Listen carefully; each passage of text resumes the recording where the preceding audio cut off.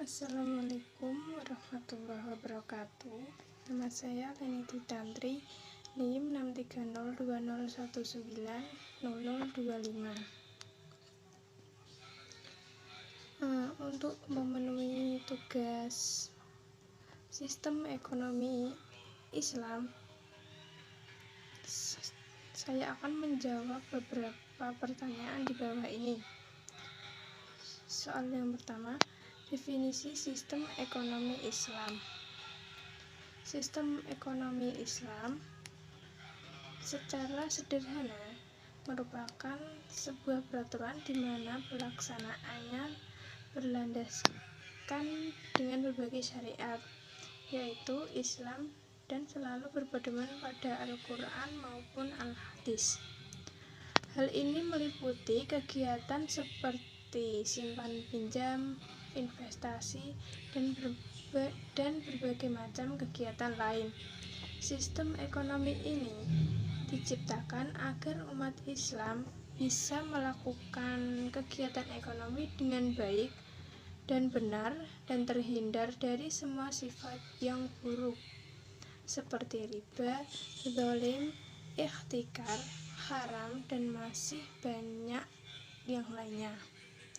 Semuanya dijelaskan dan diatur secara terperinci dalam sistem ekonomi Islam. Soal yang kedua, perbandingan sistem ekonomi Islam dengan sistem ekonomi konvensional. Sistem ekonomi Islam adalah suatu ekonomi berdasar pada ketuhanan. Ada suatu perbedaan pokok di dalam paradigma antara ekonomi Islam dan ekonomi konvensional. Ekonomi konvensional memandang suatu ilmu pengetahuan sebagai sesuatu yang sekuler, sementara ekonomi Islam dibangun didasarkan pada prinsip religius. Sistem ekonomi Islam membedakan antara diskusi ekonomi dari sudut pandang produksi barang-barang dan jasa tercakup di diskusi ekonomi, dan di diskusi ekonomi dari sudut pandang cara untuk mendapatkan, untuk menggunakan, dan untuk mendistribusikan barang-barang dan jasa tercakup di diskusi sistem ekonomi. Sistem ekonomi yang konvensional membuat diskusi ekonomi dan sistem ekonomi sebagai suatu unit yang tidak dapat dipisahkan. Soal yang ketiga, instrumen sistem ekonomi Islam.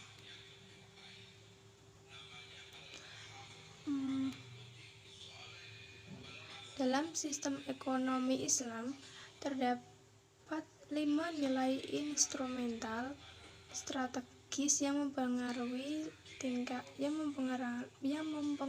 tingkah laku ekonomis.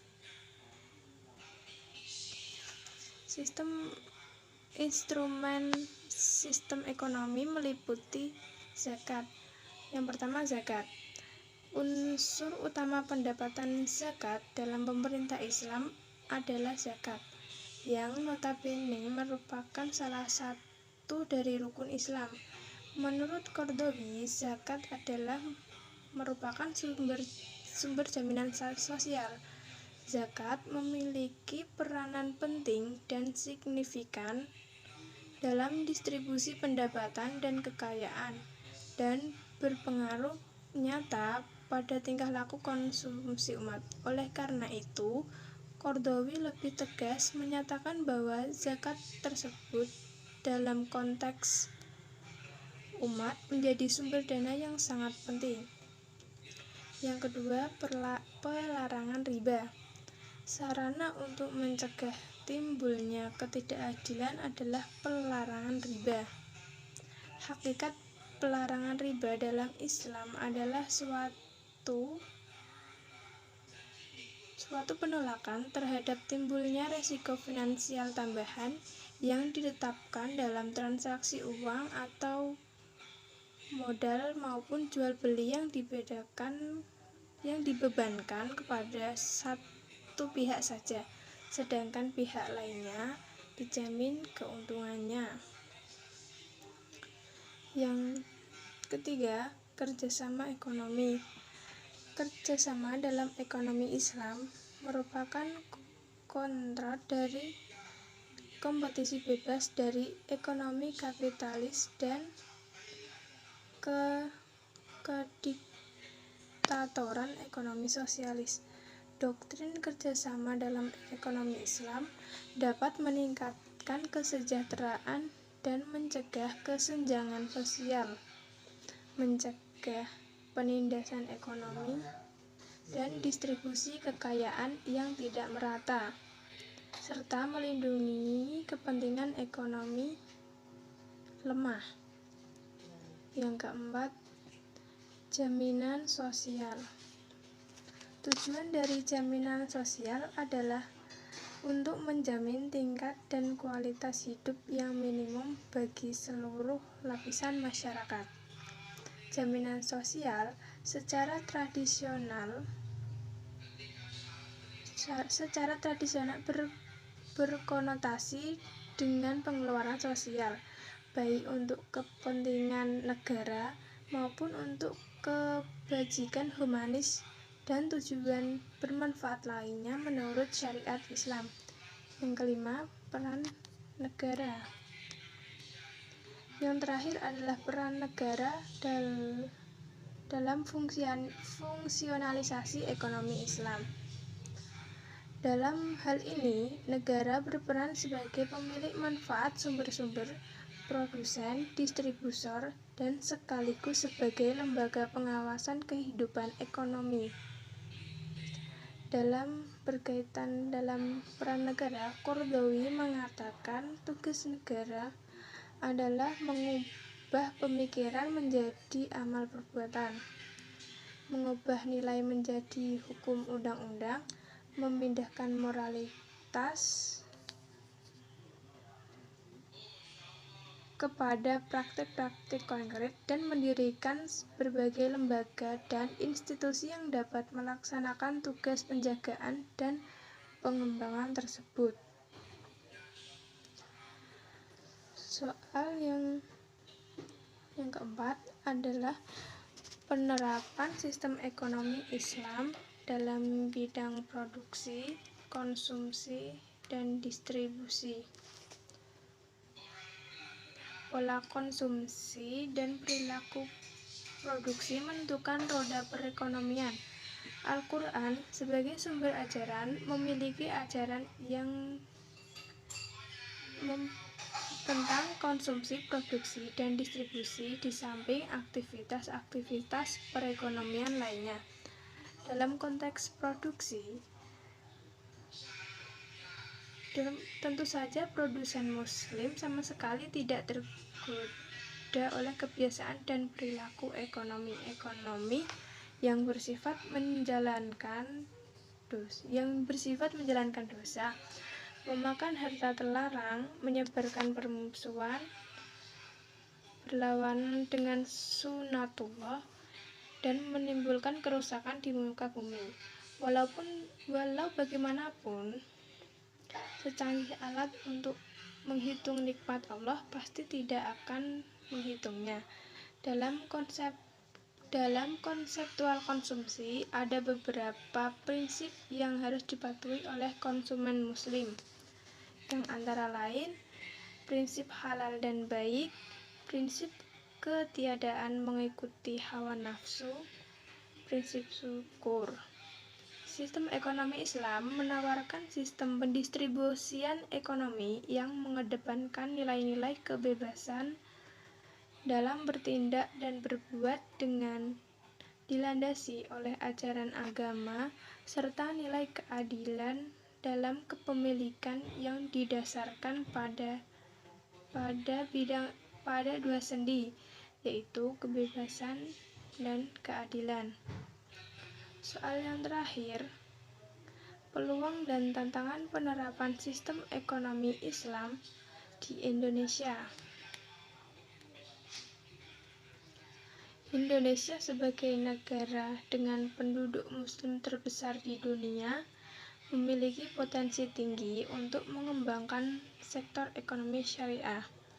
Sektor ekonomi syariah meliputi banyak industri seperti perbankan syariah, keuangan non-bank, pasar modal, rumah sakit Islam, perhotelan, pariwisata, halal food, dan fashion, dan masih banyak yang lainnya.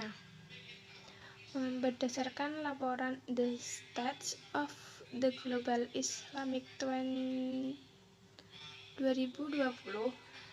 Indonesia kini berada di posisi keempat, meningkat dari posisi kelima di tahun 2019 dan tahun sebelumnya yang menempati posisi ke-10. Indonesia juga disebutkan memimpin dalam hal jumlah kesepakatan investasi yang diperoleh di seluruh sektor ekonomi Islam yang tercakup dalam hal tersebut. Tentunya, hal tersebut merupakan kabar baik di tengah perjuangan ekonomi melawan pandemi COVID-19.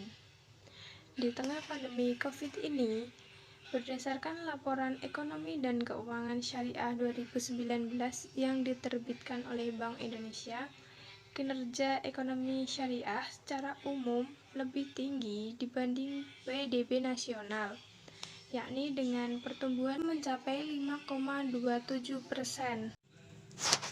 Pangsa pasar syariah yang besar dan terus bertumbuh di Indonesia adalah modal penting dalam pengembangan ekonomi dan keuangan syariah nasional sebagai salah satu motor penggerak ekonomi.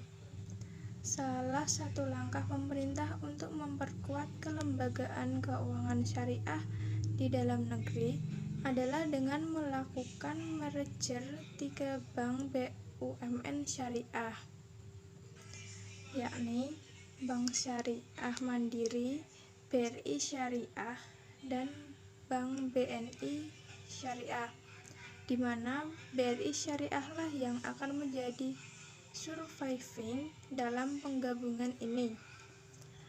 Bank Indonesia atau BI memandang kalau ekonomi dan keuangan syariah mampu menjadi salah satu tumpuan bagi perekonomian Indonesia. Pasalnya, ekonomi dan keuangan syariah menunjukkan daya tahannya yang sulit di masa pandemi.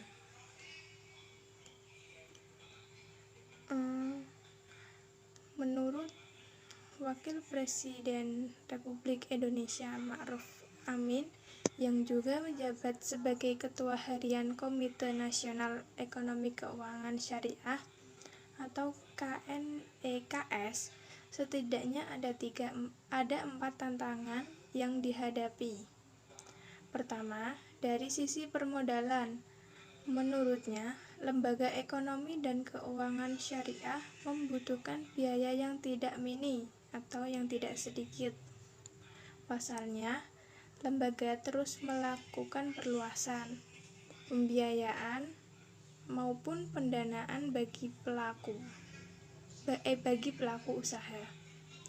Kedua, bagaimana percepatan untuk pengembangan inovasi pada produk-produk syariah.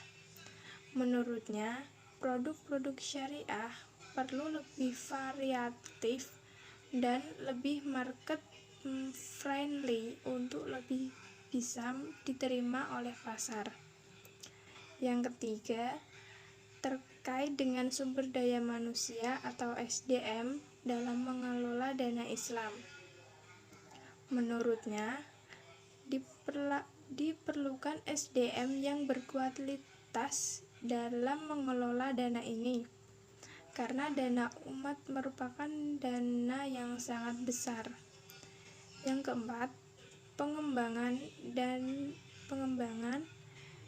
dalam keterbatasan infrastruktur di ekonomi dan keuangan syariah. Hal ini menyangkut dalam perluasan layanan syariah dan penguatan teknologi serta informasi.